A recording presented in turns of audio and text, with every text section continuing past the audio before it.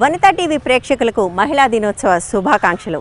భారతదేశపు ఐరన్ లేడీగా పేరుగాంచిన తొలి మహిళా IPS officer Kiran Bedi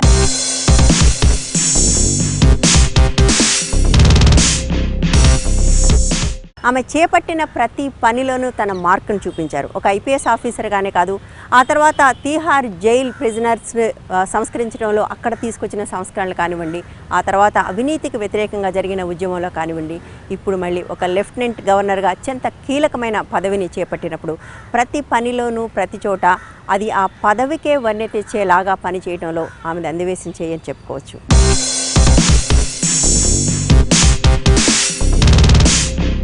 Namaste Kiran ji. So happy Women's Day to the one of the most iconic women in the country. Thank you. We'll start with your new role.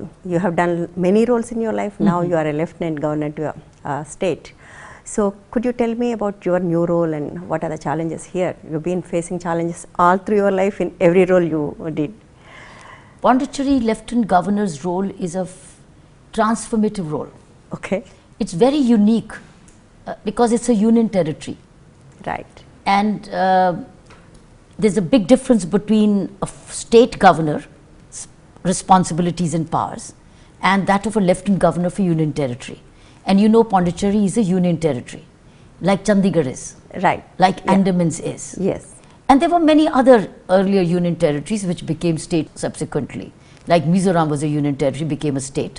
Arunachal was a union territory. When you say union territory, it means that it is administered by the central government through administrator called Lieutenant Governor. So which means this is the most powerful governor place than yes, any Lieutenant other Governor has executive powers. Yes. Has administration responsibilities.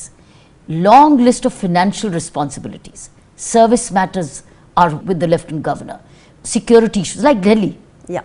Delhi Lieutenant Governor has land, policing.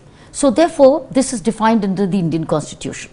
So Lieutenant Governor here has has proactive executive role.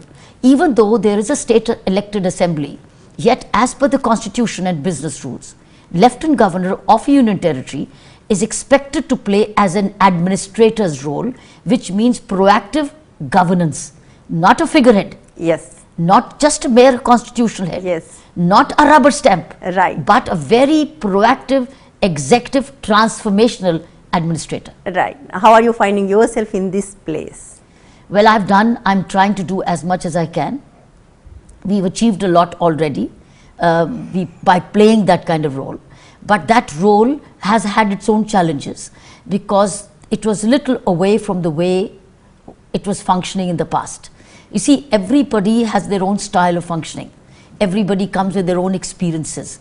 And every governor, therefore, has a choice to be active or not active. So I think that's a big difference which the people of Puducherry and the elected representatives are facing, where they have a lieutenant governor who is fulfilling the responsibilities of a lieutenant governor as laid down by the rules and regulations and the laws. So it's a challenge for the acceptance that there is a change. You are the first IPS officer in the country and first women IPS officer in the country. How did you become first women IPS officer? Why did you choose that? Was it easy? It goes back to my upbringing. After all, we don't choose our parents. Of course, yes. Girls and children don't choose parents. Yes. They don't choose their school. Right. But then they're product of their family and they're product of that school or a university. But then a responsibility comes on you, and I think I belong to a very privileged family. A privileged family in the sense whose parents had a vision for their daughters, and we were 4 of us, no brother, 4 girls, and they had a vision that every girl, every daughter will be self-reliant. The key was in our family was you will be self-reliant. You will be less than nobody else. You will be more than anybody else. And they gave us plenty. They gave us the best education. They gave us the best environment to function. They made me a tennis champion of my time. They sent me the best school. And I understood it. I as a girl, as a daughter, understood that my parents had given me the best to be remaining the best for myself, right. Not in competition, but to give my best to the society again. When society has given me the best, it's my responsibility also as I grow up to give the society the best. So that was my upbringing. The Indian Police Service was a part of my growth as a tennis champion, as a national NCC cadet, as a very sensitive student, and as a very patriotic to serve the country. To me, at that time, putting on a uniform and joining the Indian Police Service was a patriotic act. It was an act of patriotism.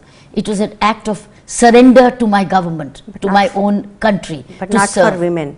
I had grown up so equally Right. that I happened to be a woman. Right. But I had grown up so equally. As I said, the credit for any child's, girl's growth goes first to the parents That's right. and to the school which grooms you. So I happen to be a woman with extra qualities as a woman. Right. You see, just as a woman is considered as having certain areas of weaknesses, she also has strengths. True. And I built on my strengths and I've eliminated my weaknesses. Right. What is the weakness of a woman? A woman is probably bodily weaker, biologically weaker. But if I become strong and become a tennis champion and I do my endurance, I become a marathon runner and an athlete, how am I less than anybody else with educational skills and other skills which were acquired? So that was the reason. So when I joined the Indian Police Service, it was out of a patriotic act that I'm growing up to serve my country.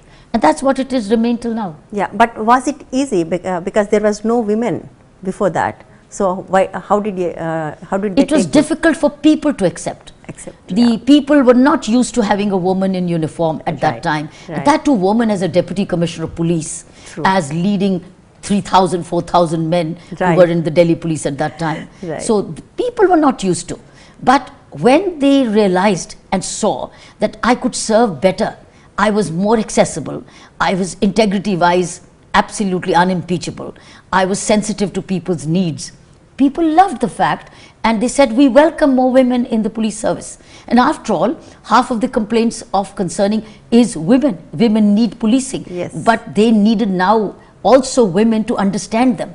But I was not relegated to crimes against women.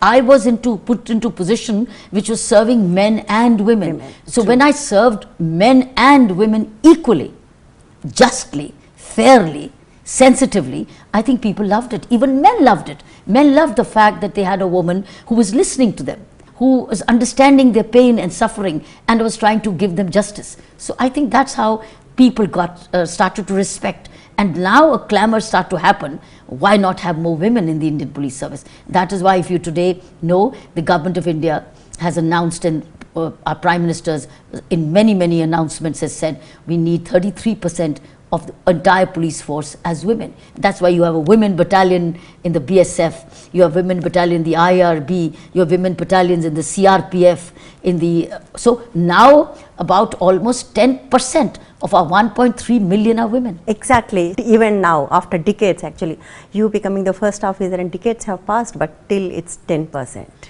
Yes, but it's a very good march. It's a good march. From 0 to 10. Yes, 0 to minus, Yeah, absolutely. that's It's a big march. And the kind of quality of women now you're getting are those who also are coming out of a patriotic act, or those who want to serve their country.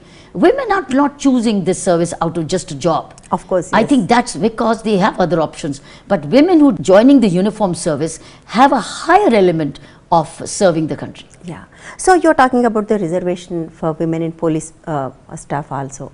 So do you suggest there should be reservation, and when you are in the service, did you do anything? Whether you do it by reservation or you do it by conscious act of affirmative action, you do need women in the service, because the half of the consumers of our country of policing are women, and they need policing even more. They need good policing. So it's a good mix. It's always a good mix to have men and women in the police service, or even in administration. A good mix of men and women, because you are serving society, and societies, half of them are men and women. Yeah. So I think you need that sensitivity. A man can also be very sensitive and deliver justice. Why not? Why so not? you've got so many good judges who do that. So many other women, so many other officers. So I think society needs to be a mix when the needs are mixed. I heard that you are known as Kiran Bedi for some time. Can you explain why it was? Well, Kiran Bedi time was when I was Deputy Commissioner of Police Traffic. Yes. When I removed all wrongly parked cars through many number of cranes. So we adopted as a policy that the road belongs to a commuter and a pedestrian and an ordinary citizen. where the car owner is a rich man. Right. Right? And he can afford a place. So we brought in cranes to drive home a message to the rich and the powerful, saying, you want to shop, you cannot occupy or encroach common man's road. That's your parking lot. Park and shop. But you can't just block the road and then think, because every car occupies a lot of space on the road, which is meant for pedestrians, for even shopkeepers. So therefore I suggested that we send a message that your car will be towed away, which means craned away. Right. So when I deployed a lot of cranes around in Delhi, we had no crane. From 0 crane, we had 16 cranes delivering all over Delhi, and they were visible. So that's how I got the nickname Crane Bedi. It's not just because you lifted Prime Minister's car. Yes, even in the Prime Minister's car was also towed away, which is craned away, because as I said, I'm a believer in rule of law. I'm a believer in total justice. I don't believe in differentiation. In fact, if the law is to be tougher, it must be tougher on those who have the power, who are more into influential position. If the law is kind, then it can be kind to the poor and the underprivileged, but not to the rich. So therefore, even the Prime Minister's car was challaned. It was none other than Indira Gandhi, right? That's right. The moment Kiran Bedi name comes, people talk about Tihar Jail. Why do you think that is so special? Is it special for you also? Prisons were always considered as custodial punishing places. Yes. For the first time, this prison, which had 10,000 prisoners, were now looking at as an ashram. Ashram to reform, to educate, to upskill, to counsel, to meditate, to do yoga, to read and write, and also to self-help. So this is the first time we created without any money from the government. It was all by community support. All NGOs, hundreds of NGOs were allowed to come and serve in Tihar Jail as community service. And all 10,000 were being educated, made literate, skilled, counseled, given better medical care, even do yoga, sports, meditation. All this was done by volunteerism. So it became an ashram. So from a jail to an ashram. That's why it's gone down in history. So Tihar became a role model of reforms, from a custodial center to a correctional center, and a reformative center, and a transformative center, and an ashram. So now the benefit was, by this, anybody who left Tihar after doing all these kinds of programs did not come back.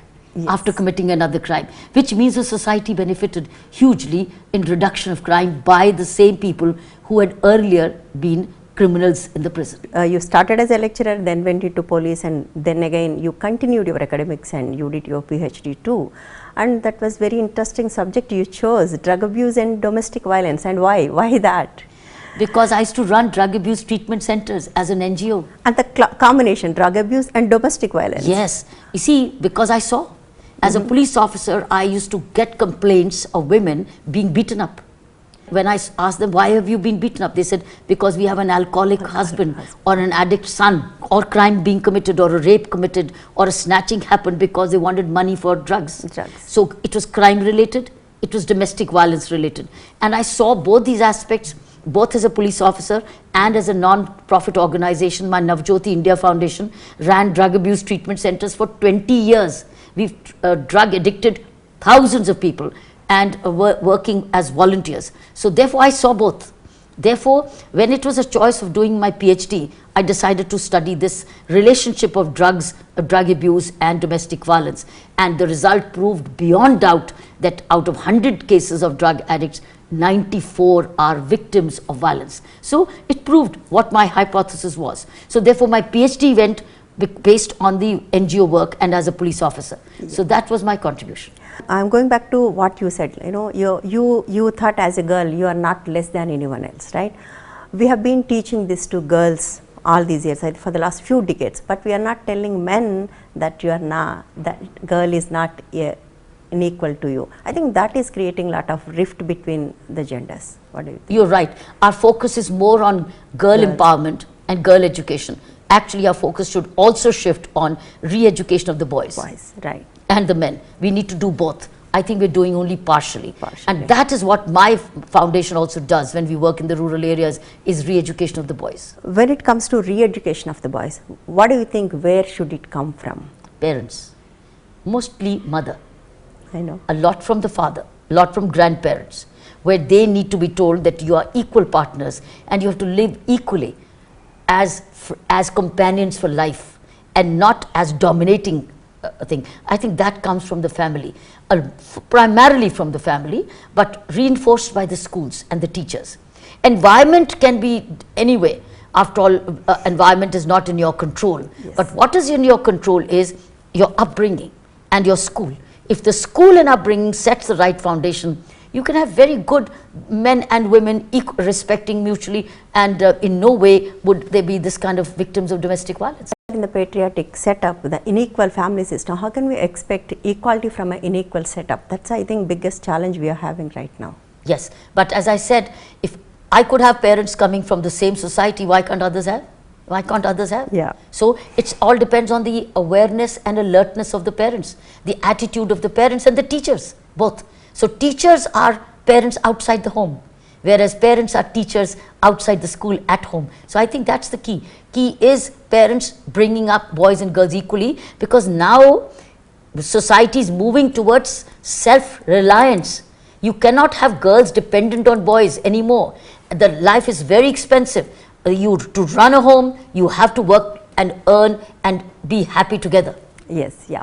So linking the question to the book you wrote, As I See Women Empowerment. So how do you see women being empowered in your lifetime? The woman, unless she's financially empowered, she'll always be dependent. Right. Educational, vocationally skilled, and also personal skills. She has life skills. Supposing she is not very highly educated, even if she's not capable or not skilled otherwise to earn a living, but she has personal skills, she has personal confidence, she's got personal self-respect, she will not suffer.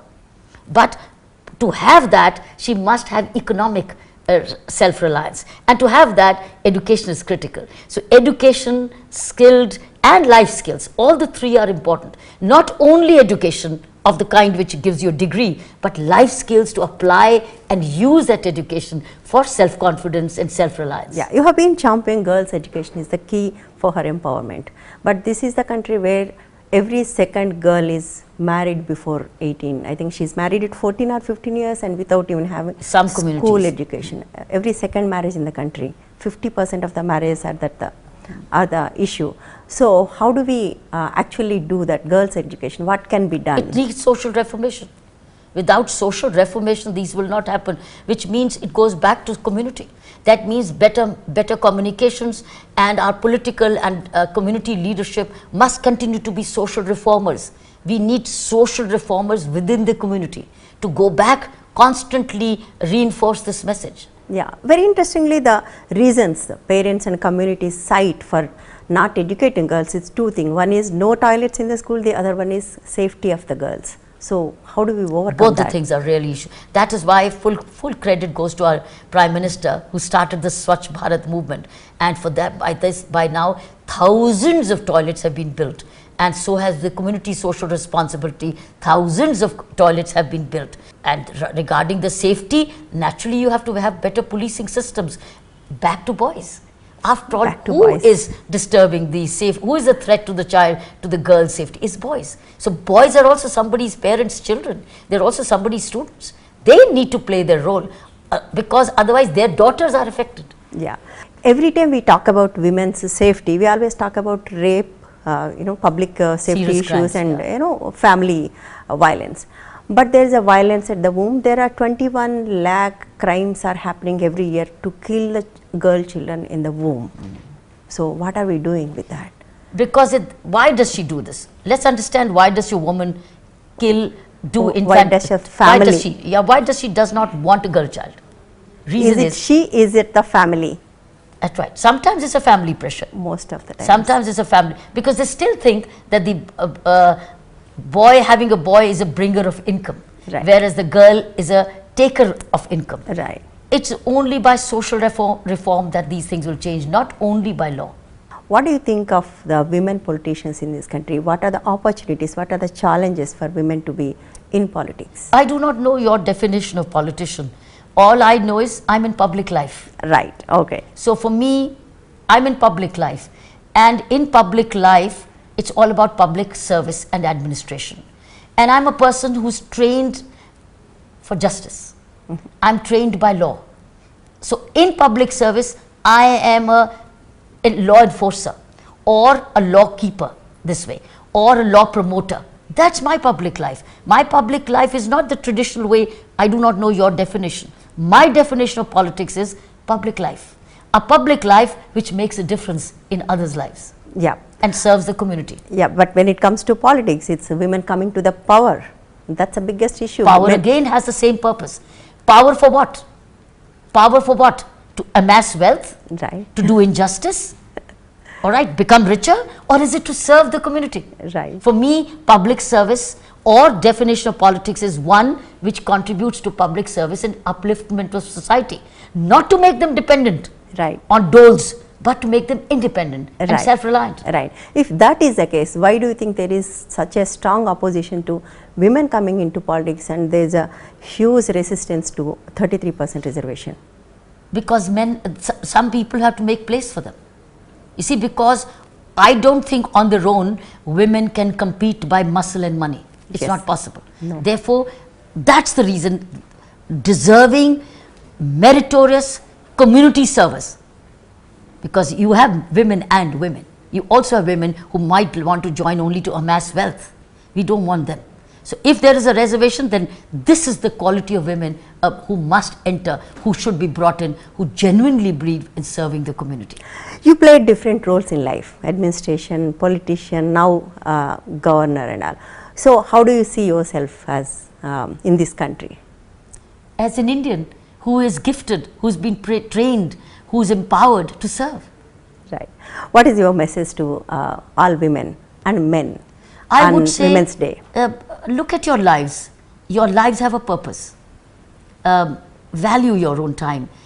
Make your life purposeful, not only for yourself, but for people around you, the environment around you, the immediate family around you, the places which you serve. Make the difference. Make it better every day, one day at a time. Thank you so much, Kiranji. Thank you. Happy Women's Day. Thank you. Happy Women's Day to you.